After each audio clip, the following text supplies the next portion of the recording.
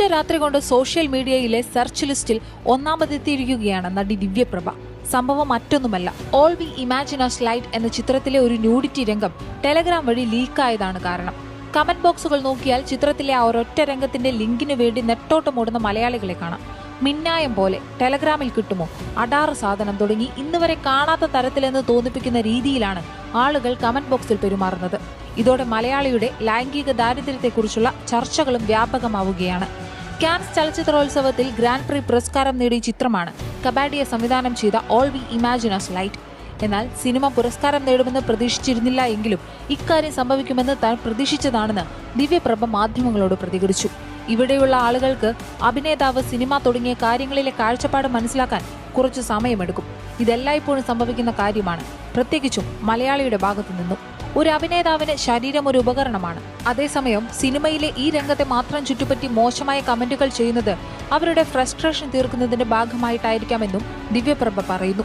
എന്നാൽ പോൺ വീഡിയോകളും ബോഡി പൊളിറ്റിക്സും ഇത്രയധികം സുലഭമായ ഈ കാലത്തും സമ്പൂർണ്ണ സാക്ഷരരെന്ന് വിളിക്കപ്പെടുന്ന മലയാളി ഈ വിഷയത്തിൽ നടത്തുന്ന സമീപനം ഒരു കപട സദാചാരത്തിന്റെ ഉത്തമ ഉദാഹരണമായും ആളുകൾ ചൂണ്ടിക്കാട്ടുന്നുണ്ട്.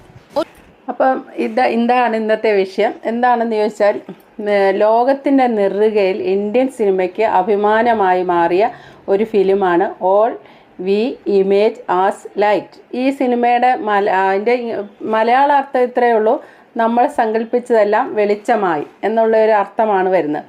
കഥ എന്താണെന്ന് ചോദിച്ചാൽ, രണ്ട് നേഴ്സുമാർ, അതിലൊരാൾ ഡിവോഴ്സിയാണ്. അവരുടെ ജീവിതത്തിലെ സംഘർഷങ്ങളും അതിൻ്റെ അതിജീവനത്തിൻ്റെയും ആയ ഒരു കഥയാണ് ഇത്. 77ാമത് ക്യാൻ ഫെസ്റ്റിവലിൽ ഗ്രാൻഡ് പ്രീ പുരസ്കാരമാണ് നേടിയിരിക്കുന്നത്. ഇതിൻ്റെ അവർ റെഡ് കാർപ്പറ്റിൽ ചുവടുവെച്ച് ഇതിൻ്റെ സംവിധായിക പായൽ കബാഡിയൊക്കെ ദിവ്യപ്രഭയൊക്കെ ചുവടുവെച്ചപ്പം അവരവിടെ എഴുന്നേറ്റ് നിന്ന് 4 മിനിറ്റ് മറ്റോ കൈയടിച്ചെന്നാണ് പറയുന്നത്.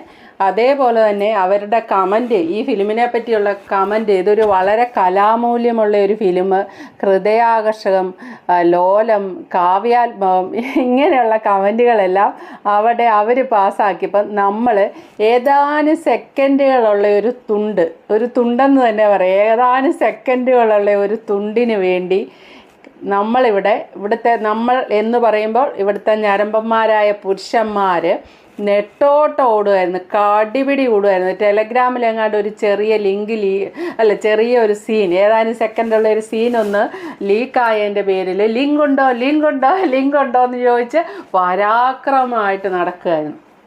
അല്ലാതെ ഈ സിനിമയിലെ കലാമൂല്യങ്ങളോ ഇതൊന്നും ഇവർ കണ്ടിട്ടേ ഇല്ല. ആരും അതൊന്നും ശ്രദ്ധിച്ചിട്ട് പോലുമില്ല.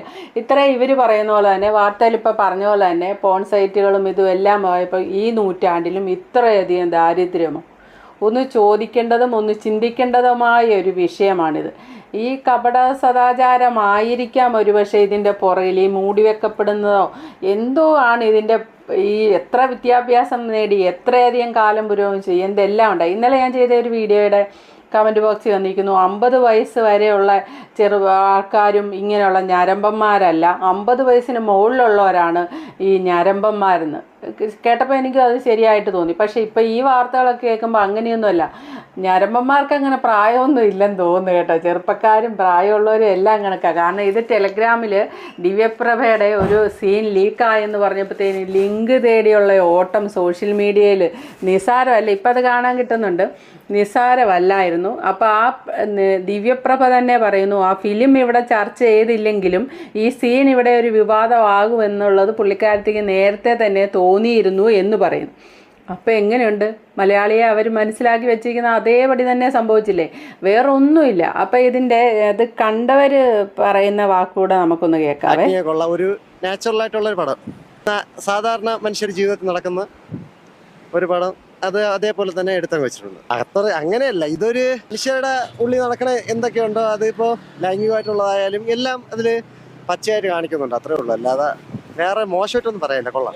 ഓവറോൾ നല്ല പടമാണ്. ഒരു അവാർഡ്സിനെ പ്രതീക്ഷ വന്നാൽ മതി, വേറെ ഒന്നുമില്ല. നമ്മൾ ഈ പടം അറിയാലോ, അവാർഡ് കിട്ടിയ പടം ആകുമ്പോൾ അങ്ങനെ പ്രതീക്ഷ വന്നാൽ കുഴപ്പമില്ല. വേറെ എന്തെങ്കിലും പ്രതീക്ഷ വന്നാൽ അതിന് സാറ്റിസ്ഫൈ ചെയ്യില്ല.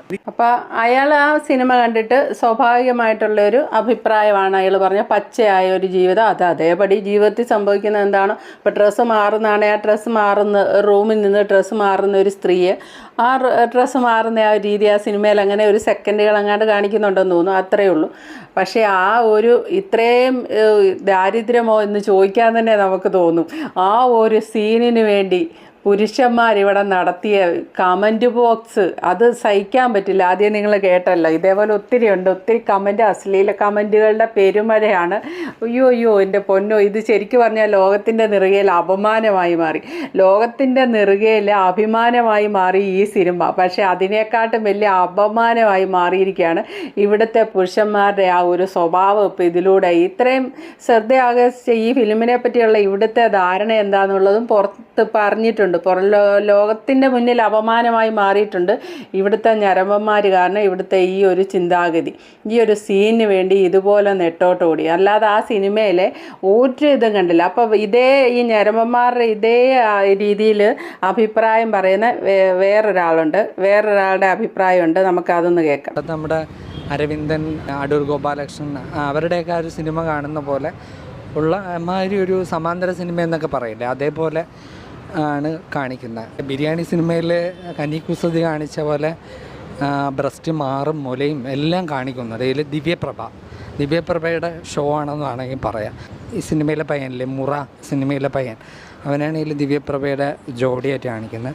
അവൻ്റെ ഫുള്ള് ന്യൂഡ്, അവൻ്റെ നാഭിക്ക് കീഴുള്ള രോമം വരെ വളരെ വ്യക്തമായിട്ട് കാണിക്കുന്നത്. പിന്നെ സെക്സ് ഫുൾ ന്യൂഡായിട്ടുള്ള അവനും ദിവ്യപ്രഭയായിട്ടുള്ള സെക്സ്. ഇതൊക്കെയാണോ ഈ നമ്മുടെ കാൻ ഫെസ്റ്റിവലിലോട്ടുള്ള സെലക്ഷനുള്ള മാനദണ്ഡം എന്നൊരു സംശയമുണ്ട്. എനിക്കറിയത്തില്ല ഇതെന്ത് അടിസ്ഥാനത്തിലാണ് ഈ സിനിമ ഇതൊക്കെ ഉണ്ടെങ്കിൽ ഈ സിനിമയിൽ കാണിക്കുള്ളൂ എന്നുള്ളൊരു ഡൗട്ടുണ്ട്. എന്ത് സിനിമയാണ്, ഒരു വല്ലാത്തൊരു സിനിമ, ഇങ്ങനെ കണ്ടുകൊണ്ടിരിക്കുക. ആ സമയത്ത് ഉണർന്നിരിക്കുമല്ലോ, ഉറങ്ങിപ്പോയവർ പിന്നെ ഇതൊന്നും അറിയത്തില്ലല്ലോ, ഇതൊക്കെ കണ്ടുകൊണ്ടിരിക്കുക. കാരണം പിന്നെ കുസൃതിയുടെ ബട്ടക്സ് ഫുള്ളും കാണിക്കുന്നുണ്ട്.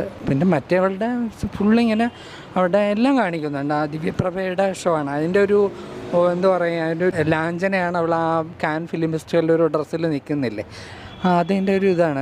ഫുള്ള് ഇതായിട്ട് ഒരു ഉളിപ്പില്ലാതെ കാണിക്കുന്നുണ്ട്. ഇതൊക്കെയുള്ള സിനിമയ്ക്ക് ചിലപ്പം കാൻ ഫിലിം ഫെസ്റ്റിവലിൽ സെലക്ഷൻ കിട്ടുള്ളൂ എന്നാണ് തോന്നുന്നത്.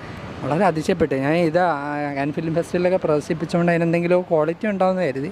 പ്രത്യേകിച്ച് ഒരു ക്വാളിറ്റി ഇല്ല. ഈ സാധനങ്ങളൊക്കെയാണ് മെയിനായിട്ടും കാണിക്കുന്നത്. പിന്നെ എല്ലാവരും അവനവൻ്റെ കണ്ണിലൂടെയാണ് ലോകം കാണുന്നത് പറയുന്നത് ഇവിടെ വ്യക്തമാണ്. ഇത് കണ്ടിറങ്ങിയ രണ്ടുപേരുടെ അഭിപ്രായമാണ് നിങ്ങൾ കേട്ടത്. രണ്ടാമോ പറഞ്ഞ ആളുടെ ആ ഒരു പ്രസ്റ്റേഷൻ നിങ്ങൾ വെളിയിൽ വന്ന കേട്ടോ, ബ്രസ്റ്റ് അങ്ങനെ അങ്ങ് പറയുകയാണ്. ഒരു കാര്യത്തിനെ തന്നെയല്ലേ 3 വാക്കുകളിലൂടെ അയാൾ ഉപയോഗിക്കുന്നത്. അയാൾ ശക്തി ഊന്നി പറയുകയാണ് ചെയ്യുന്നത്. പിന്നെ ആ ഫിലിമിൽ അയാൾ ഇടവും വലവും ഒന്നും കണ്ടിട്ടില്ല, ആ ഫിലിമിനെ പറ്റി ഒന്നും പറയുന്നില്ല. പറഞ്ഞ സീൻ ഈ ഒരേ ഒരു സീൻ മാത്രം. ഈ സീന് ഇത് വെച്ചാണോ കാൻ ഫെസ്റ്റിവലിൽ ഈ സിനിമ പ്രവർത്തിച്ചത്?